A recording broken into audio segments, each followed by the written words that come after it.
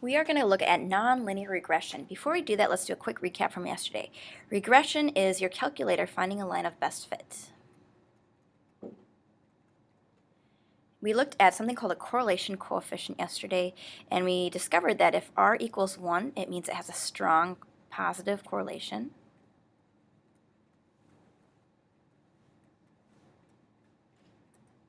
And what that looked like is we had a bunch of data points, and it looked like it fit into a line with a positive slope. A correlation coefficient of -1 means it has a strong negative correlation.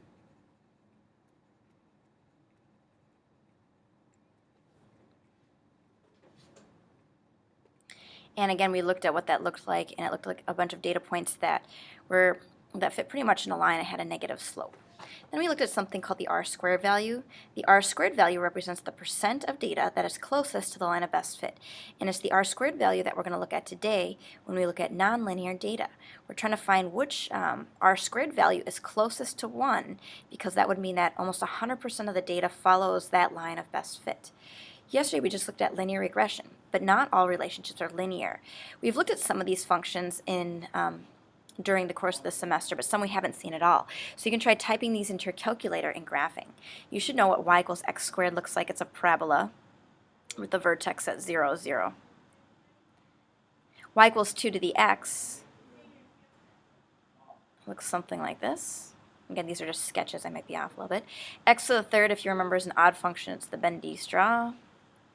Sine of x, I'll show you what that looks like. So sine of x, if I go to my calculator, use the trig function, press sine of x, and it looks like this wavy line right here. In pre-calc, you explore this graph further. The next one is a natural log of x, and again, we haven't really looked at that graph, so I'll show you what that looks like. Let's just replace this right here with natural log of x. Oops. And natural log. Control e to the x is natural log of x. So here's what that looks like.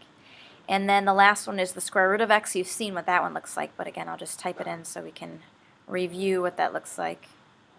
Square root of x. All right, so today we're going to be looking at one set of data, and we are going to try to find the line of best fit, or the line that gives us the R-squared value closest to 1. So right here, we have a list of years and speeds of the winners of the Indy 500 auto race since 1911. So right now I want you to open a list and spreadsheet. So if I go home, a new document, don't save the old one, open a list and spreadsheet, and you're going to title cell A year, cell B speed, and then you're going to type them in. Remember, don't type anything into the equals sign. I've done that ahead of time here, so let me open up mine. I don't want this here, but okay. Okay, so here's what mine looks like. Whoops, let's go over here. Okay, so here it is, year and speed. You can ignore this over here. Okay, so if we type that in, we can also graph it. So if you highlight a cell that's not here, we're going to go to Control Doc to open a new page, open a data and statistics page like we did yesterday. Year is the independent variable. Speed is the dependent, so here's what it looks like. So it looks kind of linear, but then it has this weird hook right here. So our goal today is to figure out the line of best fit. What I want you to do on your worksheet is to pick 4 regressions. And for each regression, say what type of regression it is. Is it linear? Is it cubic, quartic, whatever it is? Find the R-squared value, and then give me the 1998 prediction. So we'll do 2 of them with you, and then I'll have you do 2 more for your assignment, and then you're going to answer the following questions. So let's do linear first, and then we'll do one that's not linear, and then you're going to try 2 more that are not linear. So let's take a look at doing a linear one. So if we go to Menu, and if we go to Analyze, and if we go to Regression, let's look at linear. And you could pick either one for linear. I like a plus bx because it's your starting value and then your slope. So there it is. Here's the equation. So we're going to write that down. We're going to go to and write the actual equation, y equals, and you can get it 2 ways. You can look right here, pull this over if you need it, negative 19 or 1791 plus 0.98x. the r squared value. So to find the r squared value, hit control arrow over, just hit up 1, 1. And you're going to go here, and I already did it ahead of time, but I'll do it again. Menu, and go to statistics, and go to stat calculations, and we want linear. Select your variables. We have year is our independent, our x. Speed is our dependent. Hit OK. Okay, so here's what it looks like, and again, it gives you the equation. It gives you the a value, the b value, the r squared value, and the r. Today we're going to look at the r squared value, so that's 0.864455. So 0.864455. And the 1998 prediction, you can either type in 1998 for every x value and calculate it that way, or we can use a table. So I'll show you how to use the table. This is what we did yesterday. If you go to Menu, Table, switch to Table, and you want to start at, okay, so this is 1920. What year did we want? 1998. So let's pull this down to 1998. Whoop, went too far. 1998. So 168.37. Okay, so I'll expect you to do this for 3 more types of regression. Let's do 1 more that's not linear. So I'm going to move this down. Okay, so now go back here. Let's go back to our graph. So hit control, arrow over. Let's get rid of this linear line right here.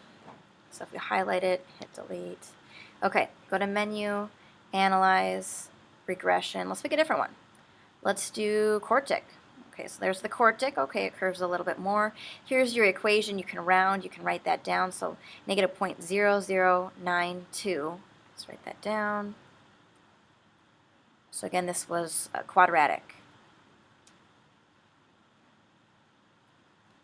Y equals negative 0.00. I forgot it already, so let's look again. 922 x squared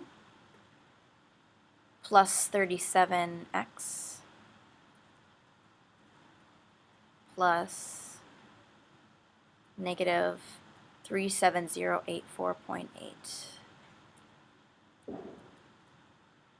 Negative 370. 84.8. The r squared value, let's see if it's closer than 0.8.